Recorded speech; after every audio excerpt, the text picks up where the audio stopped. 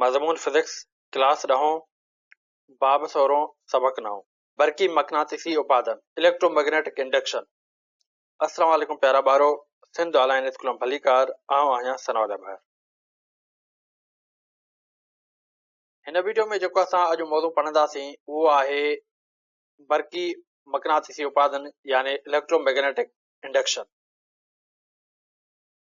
प्यारा ॿारो, हिन मौज़ूअ खे शुरू करण खां पहिरीं असीं हिन मौज़ूअ जा सिख्या जा मक़सद सम्झंदासीं, जंहिंजी पहिरीं पॉइंट में चवे थो डिफाइन इलेक्ट्रोमैग्नेटिक इंडक्शन यानी बरकी मकनातीसी उपादन जी तारीफ़ बयान करण। बी पॉइंट में चवे थो explain how an induced EMF is produced in a conductor यानी कंडक्टर में बरक़ क़ुवत जे पैदा थियण खे सम्झणु।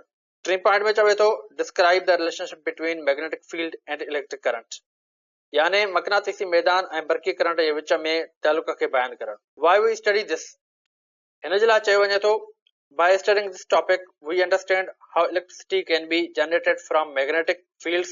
This concept is very important in daily life and modern technology. It is the basic work principle behind electric generators, transformers, microphones and many other electrical devices. By learning this topic, students can understand how electrical energy is produced and transmitted for homes, industries and technology. चवे थो त ही मौज़ू पढ़ण सां असां उहो सम्झंदासीं त मकनातीसी मैदान मां बिजली कीअं पैदा कई वेंदी आहे। हीउ तसवुर रोज़ानी ज़िंदगी ऐं जदीद टेक्नोलॉजीअ लाइ तमामु अहम आहे। उहो बरक़ी जनरेटरनि, ट्रांसफार्मरनि, माइक्रोफोन्स ऐं ॿियनि केतिरनि ई बरक़ी औज़ारनि जे बुनियादी कमु करण जो उसूल आहे। हिन मौज़ूअ खे सिखण सां शागिर्द सम्झी सघंदा त घरनि, सनअतनि ऐं टेक्नोलॉजीअ लाइ बरक़ी तवानाई कीअं पैदा ऐं मुंतक़िल कई वेंदी आहे। प्यारा ॿारो, हींअर असीं पंहिंजे मौज़ूअ जी तरफ़ रहूं था जेको आहे इलेक्ट्रोमैग्नेटिक इंडक्शन। तो इलेक्ट्रोमैग्नेटिक इंडक्शन खे सम्झण खां पहिरीं प्यारा ॿारो असीं हिकिड़ा ॿ टॉपिक सम्झण जी कोशिशि कंदासीं। हाणे उहे ॿ नंढड़ा टॉपिक कहिड़ा आहिनि? उहो हिकिड़ो आहे इंड्यूस्ड ईएमएफ ऐं ॿियो आहे इंड्यूस्ड करंट। हाणे सभ खां पहिरीं असां इंड्यूस्ड ईएमएफ खे सम्झण जी कोशिशि कंदासीं ऐं उन खां बाद में इंड्यूस्ड करंट खे सम्झण जी कोशिशि कंदासीं। तो प्यारा ॿारो, तव्हांखे यादि हूंदो त असां हिन खां अॻु वारनि लेक्चरनि में असां हिकु शइ सिखी हुईसूं त जॾहिं कंहिं बि कंडक्टर मां करंट गुज़रंदो आहे त उन जे चौधारी मैग्नेटिक फील्ड पैदा थी वेंदी आहे। उहा ॻाल्हि हिकु साइंसदान असांखे ॿुधाई। उहो साइंसदान केरु हो? जंहिंजो नालो हुयो ऑरस्टेड। उन इहो दरियाफ़्त कयो त कंहिं बि कंडक्टर मां जॾहिं करंट गुज़रंदो त उन जे चौधारी मैग्नेटिक फील्ड पैदा थींदी। ऑरस्टेड discovered that current produces magnetic field. उन खां पोइ प्यारा ॿारो, हिन जी उन डिस्कवरी खां बाद में साइंसदाननि उहो सोचणु शुरू करे ॾिनो त उन जो कुझु न कुझु रिवर्स प्रोसेस बि हुजणु घुरिजे। अगरि करंट मां मैग्नेटिक फील्ड ठही सघे थी त मैग्नेटिक फील्ड मां बि करंट पैदा थियणु घुरिजे। काफ़ी माण्हुनि उन ते कमु करणु शुरू करे ॾिनो ऐं पोइ 1831 में ॿ साइंसदान कामयाबु थिया उन जे जाचण में। हाणे हिकु जेको साइंसदान हुयो उहो हुयो माइकल फैराडे, जेको इंग्लैंड में कमु करे रहियो हुयो, ऐं हिकिड़ो ॿियो साइंसदान हुयो जंहिंजो नालो हो जोसेफ हेनरी, ऐं उहो जेको आहे त अमेरिका यानी यूएसए में कमु करे रहियो हुयो। ॿिन्ही इन शइ जी ऑब्ज़र्वेशन कई त जॾहिं कंहिं कंडक्टर खे तव्हां कंहिं मैग्नेटिक फील्ड में मूव करायो था या हरकत ॾियारायो था त उन जे अंदरि ईएमएफ सेटअप थी थो वञे, जंहिंखे असां इंड्यूस्ड ईएमएफ चऊं था। इहा ई शइ हिते जेको आहे त मूलिकी आहे त इन 1831 Michael Faraday in England and Joseph Henry in USA observed that an EMF is set up in conductor when it moves across a magnetic field. ऐं अगरि असां क्लोज सर्किट में हिन खे अटैच कंदासीं त उहो हिकु करंट फ्लो कराईंदो, जंहिंखे असां इंड्यूस्ड करंट बि चऊं था। हाणे इन ॻाल्हि खे गौर सां सम्झण जी कोशिशि करियूं था। मिसाल जे तौर ते असां वटि हीअ हिकिड़ी मैग्नेटिक फील्ड आहे। हाणे इन जी जेका डायरेक्शन आहे उहा इनटू द प्लेन आहे, यानी कंहिं बि प्लेन जे अंदरि। ठीकु आहे, असां जी तरफ़ न, असां खां परे वारी तरफ़। उन खां पोइ असां हिन खे क्रॉस सां ज़ाहिर करियूं था। असां छा था कयूं त हिन मैग्नेटिक फील्ड में हिकिड़ो कंडक्टर जेको आहे त खयोंसीं, यानी असां हिकिड़ो कंडक्टर जेको आहे हिन मैग्नेटिक फील्ड में रखियोसीं। जीअं त असांखे ख़बर आहे त जॾहिं कोई कंडक्टर सुकून यानी रेस्ट वारी हालत में कंहिं मैग्नेटिक फील्ड में मौजूदु हूंदो आहे त उन ते कंहिं बि क़िस्म जी कोई फोर्स नाहे लॻंदी। पर जेकॾहिं चार्ज पार्टिकल कंहिं मैग्नेटिक फील्ड में मूव कंदो ईंदो त उन ते ज़रूर फोर्स लॻंदो। जेकॾहिं मां हिन रॉड खे हितर खां यानी रेस्ट वारी हालत में त इन राड ते कंहिं बि क़िस्म जो कोई फोर्स न लॻंदो। हिन में मौजूदु जेके चार्जूं आहिनि उन ते बि कोई फोर्स न लॻंदो, न ई हिन में कोई पोटेंशियल डिफरेंस मौजूदु हूंदो। जेकॾहिं हिन खे मां हितां मूव करायां त हिन सां गॾु जेके पार्टिकल्स मौजूदु हूंदा उहे बि हिन कंडक्टर सां गॾु मूव थींदा, यानी उहे चार्जिस बि उन सां गॾु मूव थींदियूं। जॾहिं चार्जिस असांजूं हिन मैग्नेटिक फील्ड में मूव थींदियूं त उन ते फोर्स बि लॻंदो। हाणे जेकॾहिं असां हिन कंडक्टर में मौजूदु जेके चार्जिस आहिनि इन ते फोर्स मालूम करणु चाहियूं त फोर्स जी डायरेक्शन यानी फोर्स कहिड़े तरफ़ लॻे थो त उहो असां कहिड़े नमूने सां जेको आहे त मालूम कंदासीं। हाणे ॾिसो प्यारा ॿारो त पॉज़िटिव जेके चार्जिस हूंदियूं आहिनि उन्हनि जे लाइ असां जेको आहे त राइट हैंड रूल इस्तेमालु कंदा आहियूं, जेके असां फ्लेमिंग राइट हैंड रूल चऊं था। ऐं उन खां पोइ जेके असांजूं नेगेटिव चार्जिस हूंदियूं आहिनि उन्हनि जे लाइ असां वरी फ्लेमिंग लेफ्ट हैंड रूल जो कानून इस्तेमालु कंदा आहियूं। हाणे जेकॾहिं मिसाल जे तौर ते हिते असां सिर्फ़ु नेगेटिव चार्जिस खणूं त उहे पहिरियों त हिते यूनिफॉर्म जेको आहे त डिस्ट्रीब्यूट थियल आहिनि, ठीकु आहे। हाणे छा थींदो त हिन में मौजूदु जेके इलेक्ट्रॉन आहिनि उन ते हिकिड़ो फोर्स एक्सपीरियंस थींदो। छाजे करे त असांजूं जेके चार्जिस आहिनि उहे हिन मैग्नेटिक फील्ड में मूव थियूं। मूव थियण जे करे उन चार्जिस ते जेको आहे त फोर्स एक्सपीरियंस थींदो, ठीकु आहे। पर उहो फोर्स कीअं थो एक्सपीरियंस थिए, हाणे इन खे थोरो असां सम्झण जी कोशिशि कयूं था।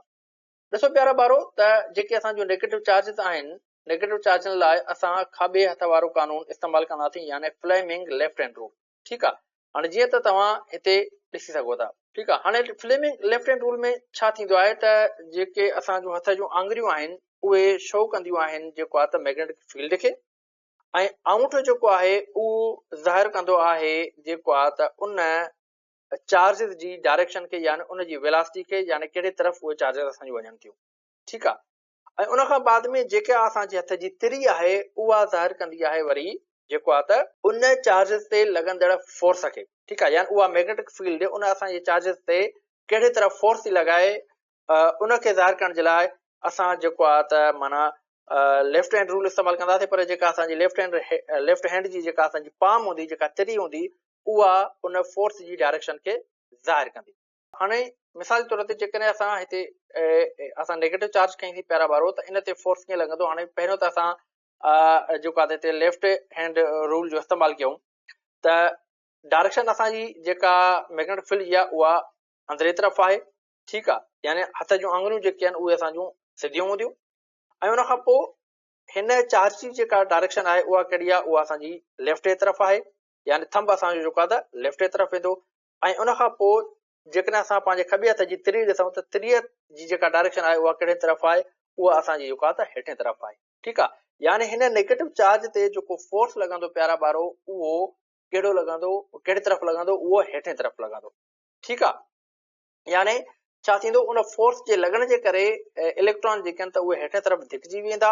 जॾहिं इलेक्ट्रॉन हेठे तरफ़ हलिया वेंदा त मथे तरफ़ छा बचंदो, असांजूं पॉज़िटिव चार्जिस बचंदियूं, ठीकु आहे। हाणे इते हिकु पोटेंशियल डिफरेंस पैदा थींदो, ठीकु आहे। पहिरियों असांजूं जेके चार्जिस हुयूं उहे इक्वली डिस्ट्रीब्यूट हुयूं, पर हिन फोर्स जे करे छा थियो त हाणे उहे जेको आहे त अलॻि अलॻि थी वियूं। हाणे पोटेंशियल डिफरेंस पैदा थींदो, मथे तरफ़ हाई पोटेंशियल थी वेंदो ऐं हेठे तरफ़ जेको आहे त असांजो लो पोटेंशियल थींदो। जीअं असांजे घर वारनि बैटरियुनि में मौजूदु हूंदो आहे त उन में बि असांजा जेको आहे त ॿ टर्मिनल हूंदा आहिनि, पॉज़िटिव टर्मिनल ऐं नेगेटिव टर्मिनल हूंदो आहे, ठीकु आहे। ऐं उन में बि जेको आहे त असांजो जेको पॉज़िटिव टर्मिनल हूंदो आहे उहो असांजो हाई पोटेंशियल हूंदो आहे ऐं नेगेटिव टर्मिनल जेको हूंदो आहे उहो असांजो लो पोटेंशियल हूंदो आहे, ठीकु आहे। इहो जेको पोटेंशियल डिफरेंस जो सेटअप थियो प्यारा ॿारो, इन खे असां चऊं था EMF, ठीकु आहे। EMF हिन जे अंदरि पहिरियां कोन हो, उहो इन तरह मूव करण सां इन में पैदा थियो त इहा शइ इन जे अंदरि इंड्यूस थी आहे, ठीकु आहे। त इहो ई तजुर्बो कयो हुयो हेनरी ऐं जेको आहे त फेराडे, ठीकु आहे। ॾिसो प्यारा ॿारो त पोटेंशियल डिफरेंस जेको हुयो त उहो हिन में पहिरियों न हुयो। हाणे पोटेंशियल डिफरेंस खे असां छा चयोसीं त EMF था चऊं। हाणे इहो जेको EMF हो प्यारा ॿारो, इहो पहिरियां मौजूदु कान हुयो।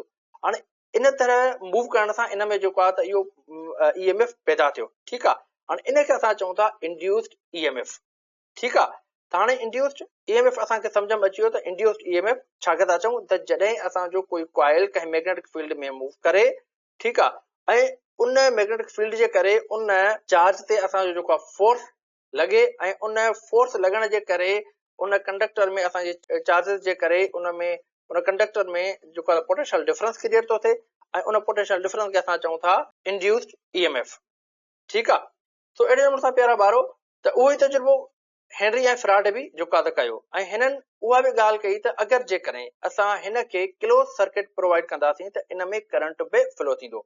मिसाल जे तौर ते जीअं तव्हां हिते ॾिसी सघो था। ठीकु आहे। हाणे ही असांजो जेको आहे त लोड आहे ऐं हिन लोड खे असां कनेक्ट कयो आहे इन कंडक्टर सां, यानी ही असांजो जेको आहे त हिकिड़ो क्लोज सर्किट थी वियो। इहो क्लोज सर्किट जॾहिं असां हिन कंडक्टर सां जेको आहे त कनेक्ट कंदासीं, इन सां अटैच कंदासीं त हिन कंडक्टर में या हिन क्लोज सर्किट में जेको आहे त उहो करंट बि पैदा थींदो ऐं इन करंट खे जेको आहे त असीं चऊं था इंड्यूस्ड करंट। हाणे करंट इन में पहिरियों मौजूदु न हुयो। करंट कंहिंजे करे थो पैदा थिए? उहो हिन कंडक्टर जे करे ऐं हिन चार्ज जे पोटेंशियल डिफरेंस जे करे या आम लफ़्ज़नि में असां ईअं चऊं त इंड्यूस्ड ईएमएफ जे करे जेको आहे त इंड्यूस्ड करंट पैदा थो थिए। ठीकु आहे। इंड्यूस्ड ईएमएफ जे करे असांजो करंट बि इंड्यूस थिए थो। तो प्यारा ॿारो तॾहिं जो का त हिते चयोसीं this is called induced EMF and it काज एन इंड्यूस्ड करंट इन। तो उन खां बाद में प्यारा ॿारो हिन सेटअप खे असां हिन तरीक़े सां बि जेको आहे समझी सघूं था। ॾिसो त हिते असां जेको आहे त ॿ मैग्नेट रखिया आहिनि। ठीकु आहे। ऐं हिन ॿिन्ही मैग्नेट जे विच में असांजी हीअ जेको आहे त मैग्नेटिक फील्ड आहे ऐं हिते असां जेको आहे हिकिड़ो कंडक्टर रखियो आहे। ठीकु आहे। हाणे हिन कंडक्टर खे जॾहिं असां हिन जेको आहे त मैग्नेटिक फील्ड में मूव कराईंदासीं त हिन में छा थींदो? हिन में जेको आहे त ईएमएफ इंड्यूस थींदो। ठीकु आहे। अगरि जेकर असां हिन कंडक्टर खे छा था कयूं क्लोज लूप था ॾियूं त पोइ छा थींदो? हिन क्लोज लूप में करंट बि जेको आहे त इंड्यूस थींदो। ठीकु आहे। हाणे करंट जी असांखे कीअं ख़बर पए त करंट जेको आहे त हिन में कहिड़े नमूने सां इंड्यूस थिए थो या कहिड़े नमूने सां पैदा थिए थो या उन करंट जी डायरेक्शन कहिड़ी आहे? पोइ इन जे लाइ असां हिते जेको आहे त गैल्वानोमीटर यूज़ कंदा आहियूं। इन खे जेको आहे त अॻे स्लाइड में असां सम्झण जी कोशिशि कयूं था। Methods to produce induced EMF. ठीकु आहे। हाणे ईएमएफ इंड्यूस करण जे लाइ असां वटि कहिड़ा कहिड़ा जेको आहे त मेथड्स आहिनि। सभ खां पहिरियों चवे थो move conductor in magnetic field of permanent magnet. जीअं त प्यारा ॿारो मां तव्हांखे पोइ स्लाइड में सम्झायो त मिसाल जे तौर ते हिते असां ॿ जेको आहे त मैग्नेट रखियासीं। हाणे इन मैग्नेट खे असां जेको आहे त कंहिं डिस्टेंस ते रखिया आहिनि ऐं इन्हनि जे विच में हीअ जेको आहे त असांजी मैग्नेटिक फील्ड आहे। पर ही जेके असां मैग्नेट रखिया आहिनि प्यारा ॿारो इहे असांजा जेको आहे त परमानेंट मैग्नेट आहिनि। हाणे असां छा था कयूं? इन मैग्नेट जे विच में ही असां हिकिड़ो कॉइल रखियो आहे या कंडक्टर रखियो आहे। पोइ इन कंडक्टर खे असां जॾहिं हिन मैग्नेटिक फील्ड में मूव कराईंदासीं त इन में छा थींदो? इन में ईएमएफ इंड्यूस थींदो, ईएमएफ पैदा थींदो। हाणे उन खां बाद में प्यारा ॿारो छा थो थिए त हिन कंडक्टर सां असां हिकिड़ो क्लोज लूप जेको आहे त ठाहियूं था ऐं उन लूप में असां हिकिड़ो गैल्वानोमीटर हणूं था। ठीकु आहे। हाणे गैल्वानोमीटर इन करे था हणूं त जीअं असांखे करंट जी डायरेक्शन जी ख़बर पए या करंट जी ख़बर पए त छा वाकई असां जो जेको करंट आहे उहो हिन मैग्नेटिक फील्ड जे करे पैदा थिए बि थो या नथो थिए। ठीकु आहे। हाणे जॾहिं असां हिन कंडक्टर खे हिन मैग्नेटिक फील्ड में मूव कंदासीं त मिसाल जे तौर ते असां जेकॾहिं हिन कंडक्टर खे असां हिन तरफ़ मूव था कयूं त गैल्वानोमीटर जी जेका डायरेक्शन आहे उहा राइट साइड थी वञे। अगरि जेकॾहिं इन खे असां वरी रिवर्स था कयूं त गैल्वानोमीटर जी जेका डायरेक्शन आहे उहा रिवर्स थी थिए। ठीकु आहे। यानी हिन तरफ़ थी हली वञे। इन मां असांखे ख़बर पइजी वेंदी त हिन मैग्नेटिक फील्ड में कंडक्टर खे मूव करण सां असां वटि जेको आहे त करंट बि इंड्यूस थिए थो ऐं उहा असांखे कीअं ख़बर पवंदी? जॾहिं असां जेको आहे त गैल्वानोमीटर ते नज़र कंदासीं। ठीकु आहे प्यारा ॿारो। हाणे इन जे लाइ जेको आहे चवे थो त take a conductor of length L connect it to a galvanometer and form a close loop. यानी हिकु कंडक्टर खणो जंहिंजी कुझु रेग आहे उनखे गैल्वानोमीटर सां जोड़ियो ऐं हिकु लूप ठाहियो। उन खां बाद में चवे थो move this loop in a magnetic field and an EMF will be induced. Moving it in the opposite direction will induce an EMF that cause the current to flow in the opposite direction. चवे थो त जेकॾहिं हिन loop खे मक़नातीसी मैदान में हरकत ॾिनी वञे त उन में बरक़ी महर क़ुवत पैदा थींदी ऐं जेकॾहिं उनखे उबतड़ रुख में हरकत ॾिनी वञे त अहिड़ी बरक़ी महर क़ुवत पैदा थींदी जेका करंट जे उबतड़ रुख में वहण जो सबबु बणजंदी। हाणे ही जेको हिन लूप में जेको करंट पैदा थो थिए इहो कहिड़ी कहिड़ी शइ ते डिपेंड थो करे। ठीकु आहे। तो सभ खां पहिरियों चवे थो त इहो जेको असांजो इंड्यूस करंट आहे इहो डिपेंड करे थो स्पीड ऑफ द कंडक्टर ते। तो प्यारा ॿारो ॾिसो त जेतिरो असां हिन कंडक्टर खे हिन मैग्नेटिक फील्ड में अॻिते पोइते स्पीड सां कंदासीं ओतिरो वधीक करंट जेको आहे त पैदा थींदो। अगरि जेकॾहिं असां स्पीड घटायूं था त करंट हिन लूप में घटि फ्लो थींदो। अगरि इनखे असां स्पीड वधायूं था त इन जो जेको फ्लो आहे करंट जो उहो वधी वेंदो। ठीकु आहे, यानी इन ते फोर्स वधीक लॻंदो, इंड्यूस ईएमएफ वधीक पैदा थींदो। ठीकु आहे, हाणे इन जे लाइ असां ऑलरेडी हिकिड़ो फॉर्मूलो डिस्कस करे आया आहियूं त force is equal to QVB. Force जो जेको तालुक आहे प्यारा ॿारो उहो वेलासिटी सां आहे। ठीकु आहे, यानी जेतिरी असां वेलासिटी वधाईंदासीं ओतिरो जेको आहे त फोर्स वधंदो, यानी जेतिरी असां वेलासिटी वधाईंदासीं ओतिरो ईएमएफ वधंदो, जेतिरो ईएमएफ असांजो वधीक इंड्यूस थींदो ओतिरो करंट जेको आहे त वधंदो। अहिड़े ई नमूने सां उन खां बाद में इंड्यूस जेको करंट आहे प्यारा ॿारो उहो डिपेंड करे थो वरी रेजिस्टेंस ऑफ द लूप। हाणे हिन लूप में जेका असां इहा वायर खई आहे, जंहिंजो असां ही जेको आहे त लूप ठाहियो आहे, उन वायर जो उन कंडक्टर जो जेको रेजिस्टेंस आहे उहो जेको आहे त केतिरो आहे। ठीकु आहे, हाणे इनखे जेके असां ॾिसूं प्यारा ॿारो त हिकु त असांजो करंट जेको आहे उहो असांजो कांस्टेंट रहंदो हिन में। ॿी ॻाल्हि, असांजो जेका आर आहे यानी रेजिस्टेंस आहे उहो असांजो कांस्टेंट हूंदो, यानी करंट ऐं रेजिस्टेंस जी जेका प्रोडक्ट आहे उहा असांजी जेको आहे कांस्टेंट रहंदी। हाणे ॾिसो, मिसाल तौर ते जेकॾहिं असां रेजिस्टेंस वधायूं था त छा थींदो, करंट घटिजी वेंदो। अगरि जेकॾहिं असां करंट वधायूं था त रेजिस्टेंस असांखे घटाइणो पवंदो। ठीकु आहे, यानी जेकॾहिं असां इन ॿिन्ही जी प्रोडक्ट कढंदासीं त असां जी जेका इहा प्रोडक्ट मिलंदी उहा असांखे कांस्टेंट मिलंदी, ऐं यानी असां वटि जेको इंड्यूस्ड ईएमएफ आहे उहो असांजो कांस्टेंट हूंदो। ठीकु आहे, उन खां बाद में प्यारा ॿारो ही जेको इंड्यूस करंट आहे इनखे असां कहिड़े नमूने सां इंक्रीज करे सघूं था। तो current can be increase by, असां वटि टे जेको आहे त तरीक़ेकार आहिनि जंहिंसां असां करंट खे इंक्रीज करे सघूं था। पहिरियों तरीक़ेकार इहो आहे त यूज़िंग स्ट्रॉन्ग मैग्नेटिक फील्ड, असां मैग्नेटिक फील्ड जेका आहे उहा असां स्ट्रॉन्ग कयूं। ठीकु आहे, ॿियो जेको तरीक़ेकार आहे उहो आहे मूविंग लूप फास्टर, यानी हिन लूप खे या ही जेको असांजो कंडक्टर आहे इनखे असां तेज़ीअ सां अॻिते पोइते कयूं, इनखे तेज़ीअ सां जेको आहे त हरकत ॾियारायूं इन लूप खे, तॾहिं असांजो जेको करंट आहे उहो बि इंक्रीज थी सघे थो। ऐं उन खां बाद में प्यारा ॿारो टियों जेको मेथड आहे, टियों जेको तरीक़ेकार आहे करंट खे वधाइण जो उहो आहे replace loop by a coil. हाणे पहिरियों त असां ही हिकिड़ो लूप खयो आहे, उन खां पोइ असां छा था कयूं, इन लूप खे रिप्लेस करे असां कॉइल था खणूं। हाणे कॉइल में जेतिरा टर्न्स असां वधीक ॾींदासीं ओतिरो वधीक जेको आहे त असांखे करंट मिलंदो। अगरि कॉइल में असांजा जेके टर्न्स आहिनि उहे घटि हूंदा त असांखे करंट बि घटि मिलंदो। यानी टे शयूं इन करंट खे वधाइण जे लाइ ज़रूरी आहिनि, या त असां मैग्नेटिक फील्ड स्ट्रॉन्ग कयूं तॾहिं असांजो करंट इंक्रीज थींदो, या असां उन कंडक्टर खे या उन कॉइल खे जेको आहे त छा कयूं, उन मैग्नेटिक फील्ड में फास्टर मूव करायूं। ऐं टियों आहे इहो त असां इन कॉइल इन लूप जी जॻह ते कॉइल जेको आहे त लॻायूं, ऐं उन कॉइल जा जेतिरा असां टर्न्स वधाईंदासीं ओतिरो असांखे करंट जेको आहे त वधीक मिलंदो। सो उन खां बाद में हिकिड़ी ॿी पॉइंट जेका आहे उहा नोट करण जी आहे, चवे थो त note that the relative motion of the coil and the magnet produces an induced EMF. In fact the relative motion changes the magnetic flux through the loop and induces an EMF. हाणे प्यारा ॿारो हिन में हिकिड़ी ॻाल्हि करे थो, चवे थो त जेकॾहिं असां हिन डायग्राम में ॾिसूं त हिते असां छा कयो आहे, हिते असां चयोसीं त असांजा ही ॿ मैग्नेट आहिनि, पर इहे ॿ मैग्नेट असांजा फिक्स आहिनि। असां छा खे पिया मूव करायूं, ऐं हिन जेको आहे त कंडक्टर खे पिया मूव करायूं। हाणे जेकॾहिं असां हिन कंडक्टर खे मूव था करायूं तॾहिं असांखे छा थो मिले, इंड्यूस्ड ईएमएफ मिले थो या इंड्यूस्ड करंट बि मिले थो। अगरि जेकॾहिं असां अहिड़ो को तरीक़ेकार कयूं त असांजो जेको कंडक्टर आहे या असांजो जेको कॉइल आहे उहो हिकु जॻह ते हुजे, ऐं उनजी जॻह ते असां जेको आहे त हीअ जेका मैग्नेटिक फील्ड आहे उनखे असां जेको आहे त मूव करायूं।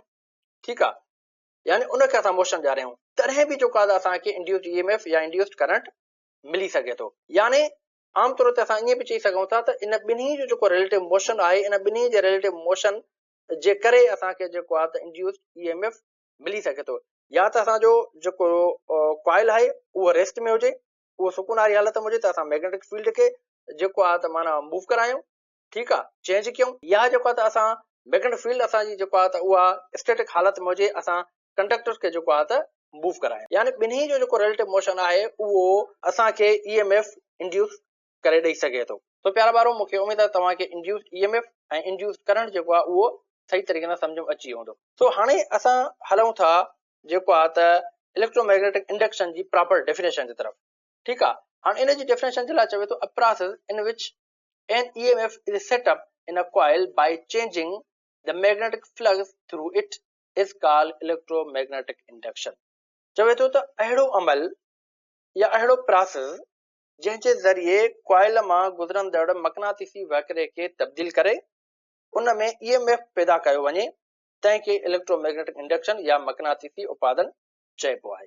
हाणे जेकॾहिं ॾिसो प्यारा ॿारो त हिन चवण जो मतिलबु छा आहे त अहिड़ो प्रोसेस जंहिंमें असां ईएमएफ पैदा था कयूं, ठीकु आहे, कंहिंमें था कयूं कॉइल में, पर असां छा था कयूं, कंहिंखे था चेंज कयूं उन कॉइल में ईएमएफ पैदा करण जे लाइ मैग्नेटिक फ्लक्स खे।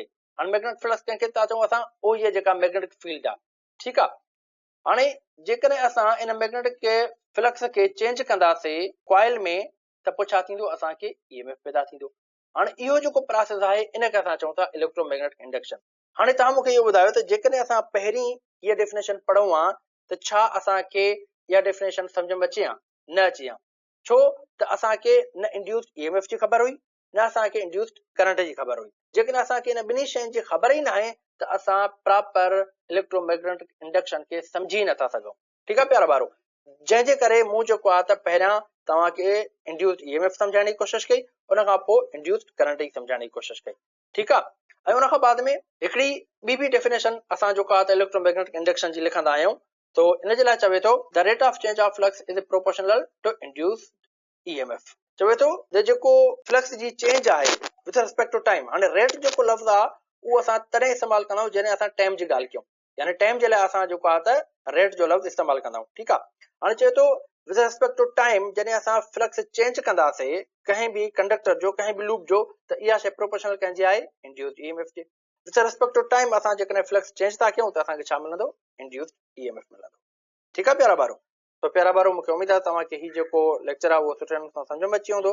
तो हिन लेक्चर खे हिते असां ख़तमु था कयूं। इंशाअल्लाह नेक्स्ट लेक्चर में वरी असां नए टॉपिक सां गॾु मिलंदासीं। तेसिताईं अल्लाह हाफ़िज़।